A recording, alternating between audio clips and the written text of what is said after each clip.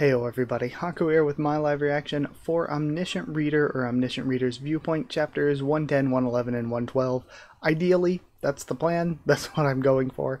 So yeah, I guess there's not too much to say before getting into this one, because we kind of conclusively finished off the sort of stuff that was going on last week, or last read through, and now we're just getting into something new. We're transitioning into whatever comes next. But my last thing I did was actually not the read through, it was the character ranking. So if you want to go see my character ranking stream, look back on the channel. It should be under the live tab. I haven't done that many streams. It was very fun. Thank you to everybody who was there and everybody who watched the VOD afterward. It was really fun, and I can't wait to see how in the future this will change. I think it'll probably be a good while before I do another character ranking, but if there's ever something more that you want other than the read-throughs, if you're like, hey, I have this idea that I want you to do, or this idea, just let me know. I can't promise I'll get to everything immediately, but eventually, unless it's something that is not really like feasible to make into a video or a stream, I'll try to get to it eventually. But yeah, I guess that's it. There's not much to say other than I wanted to make sure, for those of you that missed it, that you knew it was out there. You could go back and check out the character ranking. So with that aside, let's start reading. We got chapter 110, which is, well, episode 110, chapter 22, Three Promises, part 3. I am Dokubi Yonggi. Really? Hold on. Let me just extra double check that I'm not incorrect. No, I definitely read this. Sorry for scrolling super fast if that's bothering any of you. Yeah, so I did see all of this. I was like, we were talking about getting her soul back. Yeah, you just said if I retrieve her soul. Okay. Okay, I didn't remember the new Dokubi. That's why I was like, hold on a second, hold on. Okay. I am Dokubi Yonggi. I will be taking over the reward calculation temporarily. I will now calculate the additional rewards for the 5th scenario. What I gave you just now is the most common healing potion used in the Star Stream. You have received Elaine Forest Essence. Even if you're seriously wounded, you'll be able to heal yourself by drinking this and going to sleep, so you must use it where you can be sure that it's safe. He must be new. I've never seen such a polite Dokubi. It's almost unnerving. Additional rewards given to major contributors will be handed out later tonight. Good job, and good luck in the next scenario, everyone. Additional reward given to major contributors of the 5th grade scenario will be a B grade skill. Major contributor Kim Dokja, Jung Won, and Yu Jun-hyuk. Gosh, I finally got my hands on the skill. His face is looking pretty off here. Do you choose to accept the B grade skill lie detection as your reward? So he finally gets lie detection. I've had such a hard time until now because I didn't have lie detection. Skill lie detection has been added to your skill list. What should I pick? And he looks over toward Sang-ah with the kids. Hey, do you know where Jung-hyuk went? Oh, he went somewhere with Sol-hwa, says Ji-hye. With Sol-hwa. I don't think they're in the kind of relationship you presume them to be in, she smiles. Why? How should I know? I know that they were a couple in the 2nd round, but I can't remember if they were in the 3rd round or not, he thinks. Jung-hyuk was never really a romantic protagonist. The 6th scenario will begin in 4 days. Oh, I see. He went to collect new skills and items. He's preparing for the 6th scenario. Right. Master told me to deliver you a message earlier. To me? She holds out a blade. Dokja, our contract period is over. Huh? And then we have midday rendezvous. Then at least swear you won't kill me until the end of the 5th scenario. If you can do that, if you can't do that, I can't help you. Okay, so he's bringing this back. I won't kill you, but so Yu Jung-hyuk isn't just gonna fall in line and be a part of Dokja's team, so to speak, quite yet. I'll get you back for hitting me. He just goes pale. That's a really great panel. He swore not to kill me. He couldn't have gone off to prepare to kill me, right? Right, we did agree to that. Could he have let me live all this time because of that? To learn a skill that would kill me with one blow. What's this contract about anyway? Dokja, and Huiwon gets his attention. My god, where'd you find these? I found them over there, so I helped myself, hee hee. We should have a drink to celebrate the occasion. And then we have the crackling of the fire. Isn't Jihye a little young for this? If that's alcohol, I don't know. Good job, everyone. You really did. Why do I have to drink soda? Okay, so it is. And then you really did an amazing job. Sorry, just taking in the different expressions. I want to see how like each character is like taking this. Hyun-sung's is interesting to me. I guess he really didn't get to do that much. Like, he did help, he did contribute, but compared to the others, I feel like he got some of the least shine, some of the least attention. So I'm hoping that he gets his, like, turn sometime soon. Never mind that. You were so cool when you beat up that Dokkaebi earlier. You looked a little bit cooler than Master today. You have my approval. She's right, you were amazing. I felt good just watching you. You did good too, Dokja. He smiles. Everything didn't go as planned, but we managed to protect Seoul. And Seoul won't be in any more danger, at least until a few more scenarios have been completed. And then Yusung goes to sit beside him. There's another great shot, and I love how so many of these shots focus up at the sky. And like show the stars, which is like really important visually for the series. Then, so what I did was, I taught him a lesson. I can't drink anymore, says Hyun-sung. Now that's what I'm talking about. And we have Jihye did drink. I didn't know they were such lightweights. They didn't have to drink, or they didn't have much to drink. When did Jihye get a hold of that soju? And he's just left with Sang-ah. 4 bottles? When did she drink all that? I'm a heavy drinker. Come to think of it, I've never seen her drunk at company gatherings. Because I can't afford to get drunk, just like that. I don't think that's how it works, Sang-ah. I can't afford to get drunk, so I just don't. Sang-ah is her. She did have a lot of men at work who tried to take advantage of her by getting her drunk, he thinks. But I should be fine today, right? This is kind of awkward. And we have a spark from, presumably, a Dokkaebi going into the cup. Okay. I knew it. Good thing I didn't drink tonight. Constellation, god of alcohol and ecstasy, wants to speak to you. Is this going to be like the traditional Bacchus? Or, I forget the other name for Bacchus. All the like Roman and Greek gods are the same, just with different names. The classic Bacchus, or is this going to be an Eastern god? Oh, Olympus has taken the bait. Okay, so it is straight up Olympus. Oh, and that's where that felt like a short chapter for Omniscient Reader. Omniscient Reader usually feels very, very long compared to other stuff I read, but that felt normal. And normal for ORP feels short. Yeah, I'm only like 9 minutes into the recording, and that's even including the intro and everything, which was probably a good few minutes. Either way, though it may have been short, I thought it was a very good chapter. I really like our cast of characters. It feels like, compared to a lot of other series where I know a lot about the characters really quickly, and I feel like I connect to them very quickly. When it comes to explaining the characters and developing the characters, ORV to me feels like a slow burn. It feels like it's taken me a while, and even now, even 110 chapters in, there's some characters that I feel like really I don't know that much about.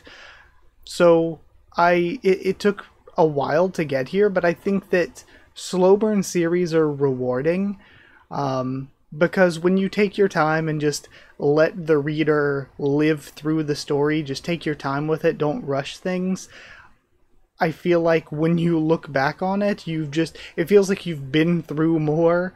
So I think slow burn series I personally like a lot, and it feels like it's been a slow burn to really get to know these characters. So seeing them together like this is really nice. Plus, I don't know, like I said, it just makes me want to see more of them, because I feel like I barely know most of them.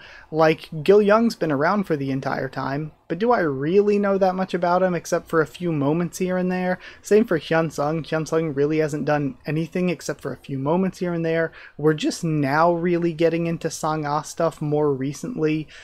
So, and again, I think that's just a case of focus as well, because that hasn't been ORV's focus, is really fleshing out these side characters. The focus has been more on Dokja, fleshing out Dokja, having him as the main character and showing us the journey that he goes through. So either way, you know, I enjoyed it, I loved it a lot, and I want to see more. And to start the next one, we again just jump straight into things with the title splash. We have Three Promises Part 4 this time. He has the message laid out. Constellation, God of Alcohol and Ecstasy, wants to speak to you. And then we have all the others still asleep. Constellation, God of Alcohol and Ecstasy, is humming a tune. God of Alcohol and Ecstasy. The only god to use that nickname in Olympus is Dionysus. Okay, one of the 12 gods of the Greek pantheon.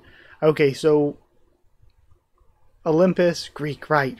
I always default to Roman stuff. Greek, right, Dionysus, okay.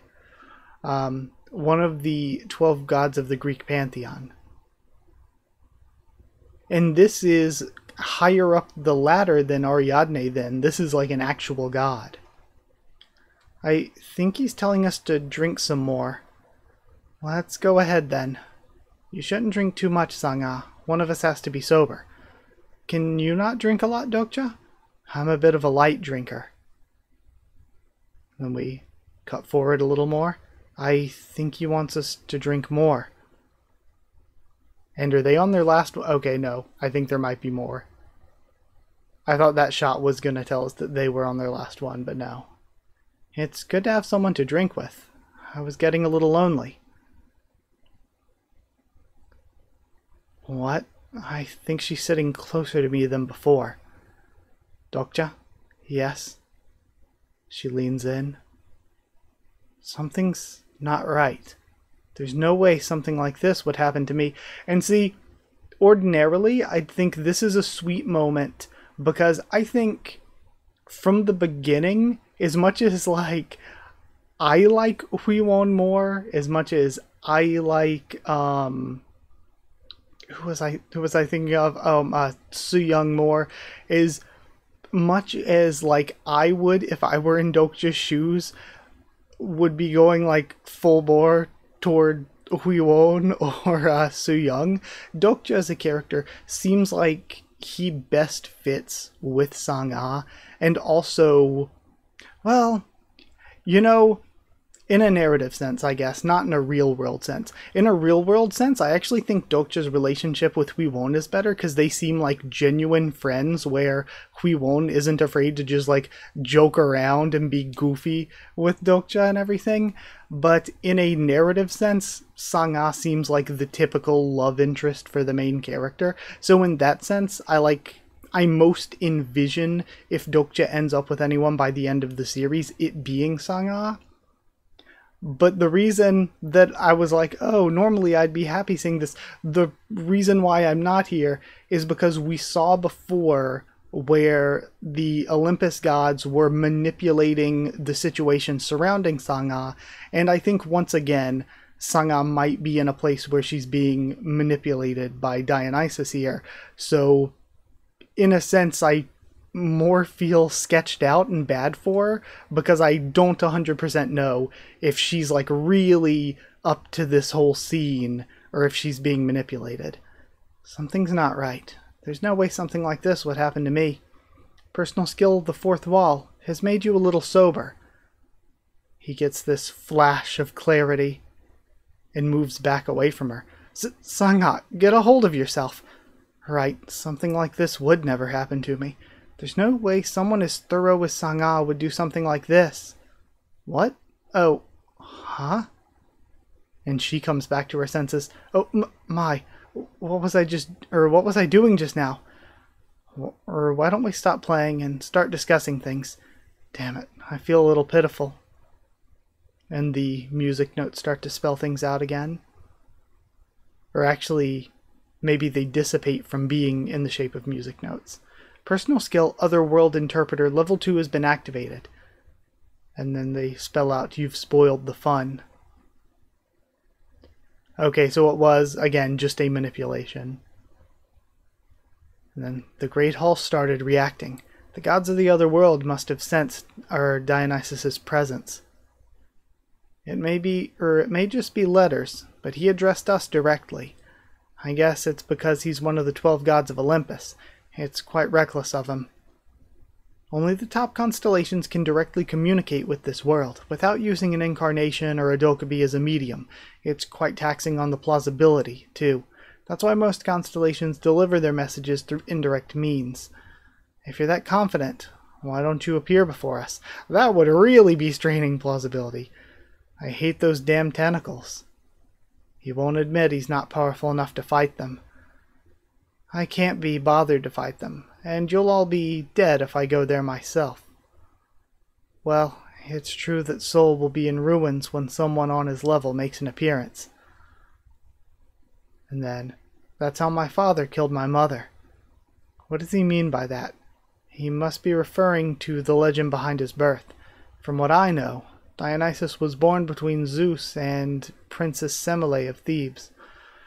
Hera, jealous of Zeus and Semele, I have no idea how to pronounce it, sorry, disguised herself as Semele's nanny and told her the following, that Zeus might be an impostor. Ask him to show you what he looks like in Olympus. Having fallen for Hera's trick, Semele asked Zeus to show his true self, and burned to death by the rays of light emitted from Zeus's true form. That's a little different from what I know. His mother isn't the Princess of Thebes from what I've read. I knew she was smart, but she's so well read too. I'm not surprised by this. Doke just seeming more surprised than I am. I just feel like Sang-a kind of knows her stuff when it comes to this kind of thing. As she said, there are two legends behind Dionysus's birth. One where his mother is the Princess Semele of Thebes. I see that you know quite a lot about me. And the other is the version in which his mother is Persephone, the wife of Hades. Come to think of it, I'm curious. Which one of the two is the true story? Is that so important to you? It is. I need the true story to be the latter version.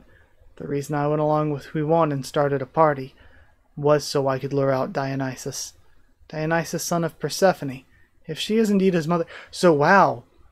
So this is... Dokja is actually kind of manipulating this, or at least trying to take a chance and see if pushing things in that direction would cause anything to happen, just to try to get closer to Hades. It's highly likely that Dionysus is able to communicate with Persephone, wife of Hades. Insolent human. But I like rude humans. I knew of someone who was as reckless as you. He was very good with the lyre. And I guess... So he said how my father killed my mother, but now Doke just saying, oh, he could still be in contact with Persephone. So I guess it's just one of those things where she's not actually killed, she's not actually dead, or he killed her back when they were human, or whatever came before, and like before they were constellations, and now they're constellations. But it just makes me think, like, how do you end up as constellations, like if you're an old Greek god or whatever? Or I guess it's just the idea of them. So even if in the story Persephone was killed, as long as the idea of Persephone lives on, the constellation might live on. But who knows? But things didn't end well for him either. Okay. It'll be different for me. I can open the gates of the underworld for you. Father of the Rich Knight doesn't like me, but the goddess of the underworld will grant my request, so I'm assuming that those must be Hades and Persephone. But it's very dangerous there, and I can't guarantee that you'll make it back alive. That's fine by me. And then, good. I also like a desperate human. Remember, you'll only have 12 hours while there. If you do not return by then, you'll never be able to return to the scenario in which you reside. Again, we're going way off the rails, way off the beaten path with this. Which is just something that happens occasionally with ORV. Damn it, this is why I made us drink. I'm getting sleepy. Sanga, Gilyoung and Yusung, wake up the others. Dokja? And he collapses. A new hidden scenario has arrived. Constellation, god of alcohol and ecstasy, is guiding your soul. So his soul goes to the afterlife to look for, like, past regression or previous regression Yusung's soul. And then has to find his way back, I guess. While they maybe have to protect his body and go through things in the meantime. I hope that Father of the Rich Knight takes a liking to you. So are we going to go into, like, the actual just Greek mythology underworld? Either way, I want to continue. I've discussed, like, things as I was reading through, so I really don't think I need to here at the end of the chapter. Let's just start reading the next one, and I just realized I forgot to change the chapter number this entire time I was reading. Sorry about that. Again, it has only happened twice so far since I've started doing my setup like this, but yeah, man, bummer. Sorry, my second time that's ever happened. Your consciousness has been freed from the confines of your body due to death. Who is that? Interesting. A spirit of an incarnation has entered the realm of the constellations. He will regret it. They're so loud. Could they be from Olympus? Personal skill, the fourth wall has been activated in full force. And then we fade into the title card, 3 Promises Part 5. He wakes up. You've entered the underworld as the spirit of a living man. This is... My head hurts. The judges of the underworld have noticed your presence. This must be the river of the underworld that Hades rules over, Acheron. It's hard getting up since my body feels too heavy. Charon, the ferryman of the underworld must be waiting for me, and... We have water splashed on his face? Hey, get up. What are you doing here? Are you new here? I've never seen you around before. He doesn't seem to be injured or anything. Search him. He could have brought something with him. Be careful. Seeing how he ended up here, he could be pretty dangerous. Did you forget about that lunatic who passed through a few days ago? Oh, he was just one in a million. I'm sure it'll be rare for us to see people like him. And we're getting hints at that already. We see some sort of work camp. Seeing how this place is full of souls, this must be the underworld, but what are they doing here? And they're building something. We have this huge, colossal creature overlooking them. A robot? Hey, are you ignoring me? And he tosses him to the side. What the? How is he so strong? Scenario window. He keeps his stats, I guess?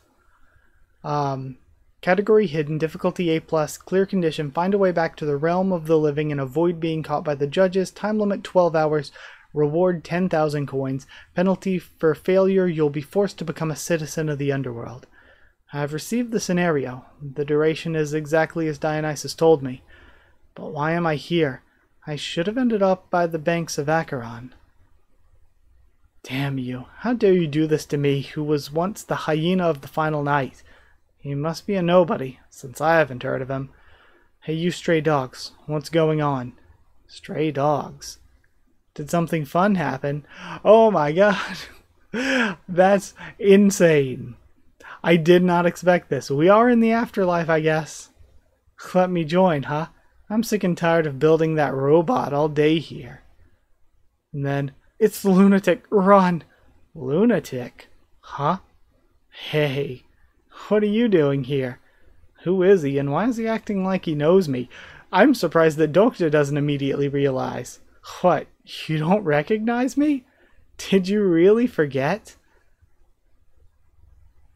I can't believe he didn't realize sooner.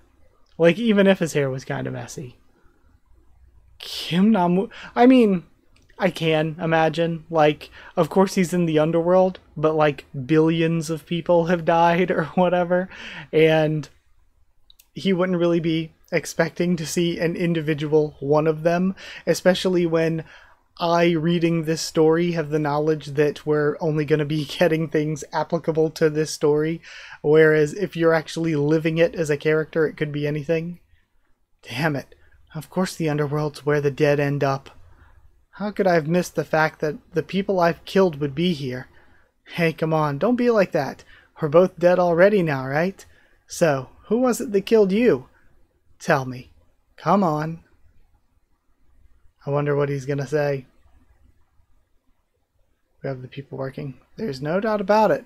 This is... Come on, you can relax a little. And honestly, this Kim Nam-woon should know like nothing about the game and all that stuff that's going on, like even the constellations and stuff. He shouldn't really know that much about what's happening on Earth in the Soul Dome, unless somehow he gets past regression memories after death, but that shouldn't be the case. So really, this Kim Nam-woon is somebody who is basically like only lived in the underworld. And if that's the case, crazy theory here, but if he's going in to try to come back out with Yusung's soul, does he manage to, like, does he have to, like, do a Strange Bedfellows arc and team up temporarily with Nam-woon? And then, in exchange for that, or maybe just in general, Nam-woon tags along, he ends up also bringing Nam-woon back to reality with him? Come on, you can relax a little. You'll be fine as long as you don't go near that. And that must be Cerberus? Huh, I must have ended up in Tartarus, the hell of the underworld. Oh, that's just a baby. It's only a tier 4 monster. There are far greater ones in the level below. Okay, so I guess, unless they're classified... So, in, like, Greek mythology, they're just, like, is Cerberus, and then, like, there's Cerberus's child Orthrus, I think.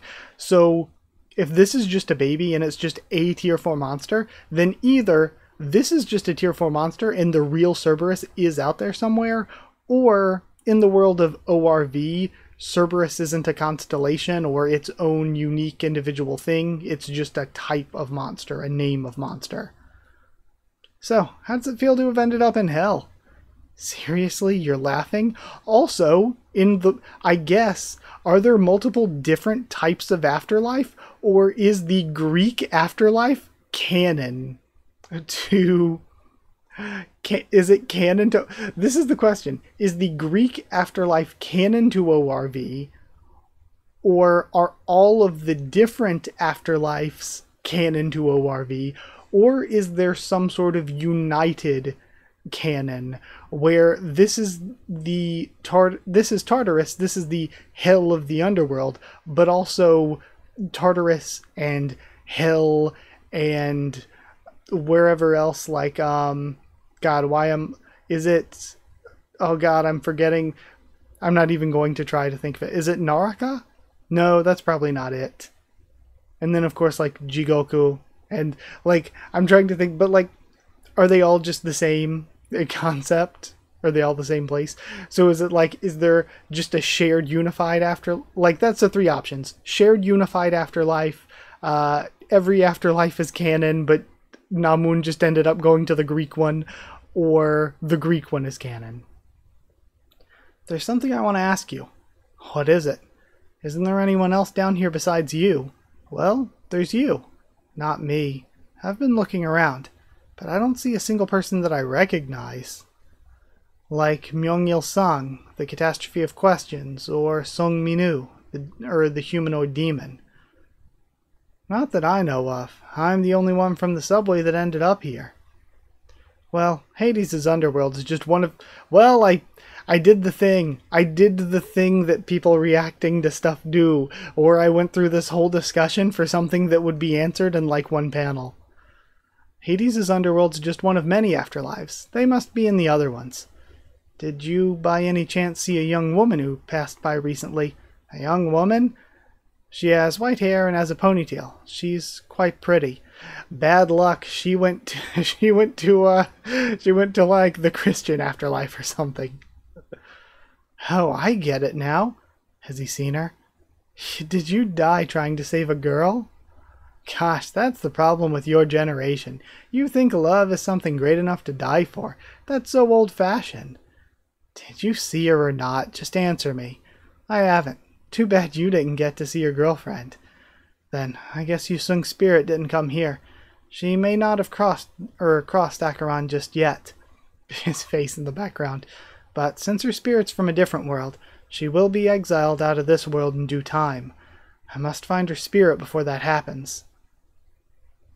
Good panel. But what were you doing here? What do you think? Building that, of course. Now, you'll get to join me.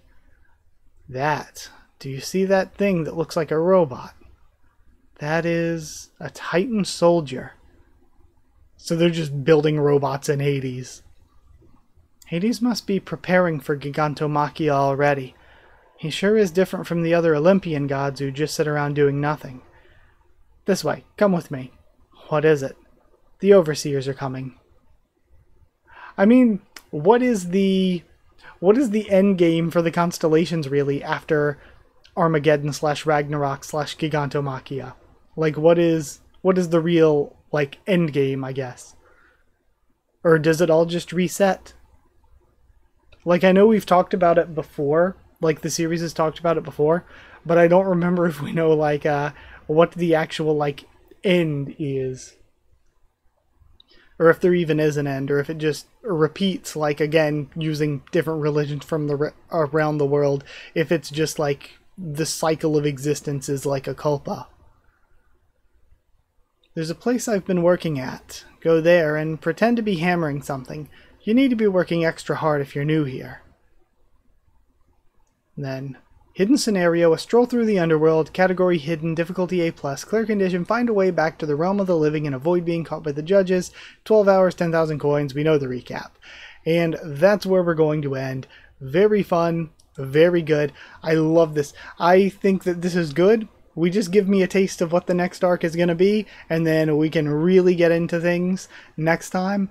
And I feel like what hurts here is that I feel like I could read a whole series of this. I could read a whole series of, like, Dokja going on underworld adventures. So this arc could be like 30 chapters, and I'd like even more, and I'd be way into it, but I don't think we're gonna get all that.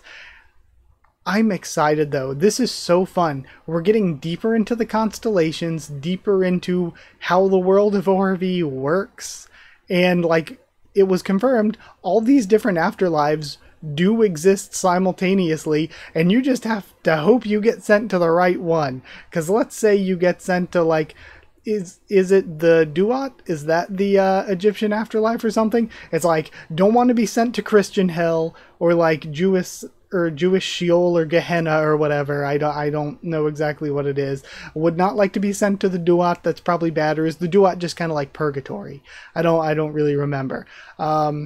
Don't send me to like some of the worst layers where you have like the multiple layers, the multiple planes of existence from like Hindu mythology. Like, don't send me to one of the worst ones of those. Can I get sent to Olympus or one of the Deva realms or Christian heaven, or any, like, can I get sent to a good afterlife? That'd be nice.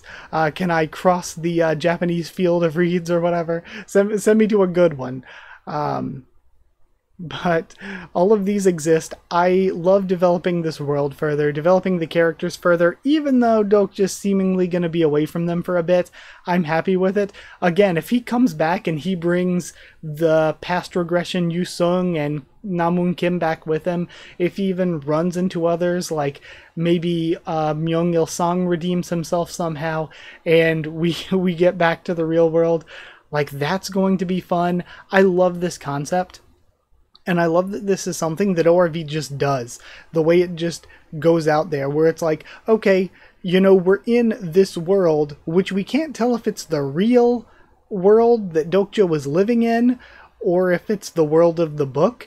Did Dokja go from the real world to be in the world of the book? Was the real world always the world of the book? Or did the real world... I don't think the real world was always the world of the book, because Dokja would have noticed, probably. Or did... I mean, I was going to say, did Dokja get written into the story of the book, and this isn't the real Dokja even? But that would be the same thing, in essence, as Dokja being sent to the world of the book. Or did the real world become the world of the book when the apocalypse started? When Dokja finished reading and got that email or whatever, is that when everything changed? So it's wild. Like, we're getting so much into how this world works, and it's very, very cool, and I'm kind of going in circles with that line of discussion, so I'll stop. But I'm just so excited for this. I really, really can't wait for this. Oh, but yeah, sorry, what I was saying is, we don't know what's up, like, is this even the real world or not? But then ORV's not afraid to, like, dive into, it's like, okay, now we're in fictional movie worlds where the people living in these worlds are fictional, it's not real. And then it's like, okay, well, they're fictional, they're not real, but what about the characters in the book that Dokja read that are now real, I guess, in the real world? And what of people who were classified as real people, but now that we've gotten past the point of where they've read, are now just classified as characters? And then we're going into mythological planes of existence. We're just jumping planes of existence entirely in ORV, and to a certain degree, we as readers, when you read a story, you sometimes see and hear things that the main character doesn't, and that's the Omniscient Reader's viewpoint, the Omniscient Reader's perspective. We know things that the main character doesn't. But the Omniscient Reader here is Dokja.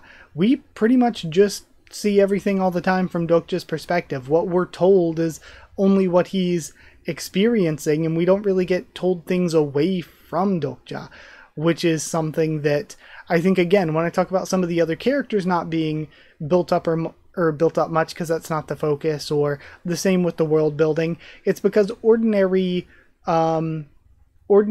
series would just drop a bunch of world building on you, or cut away and see those characters doing things on their own and develop them that way.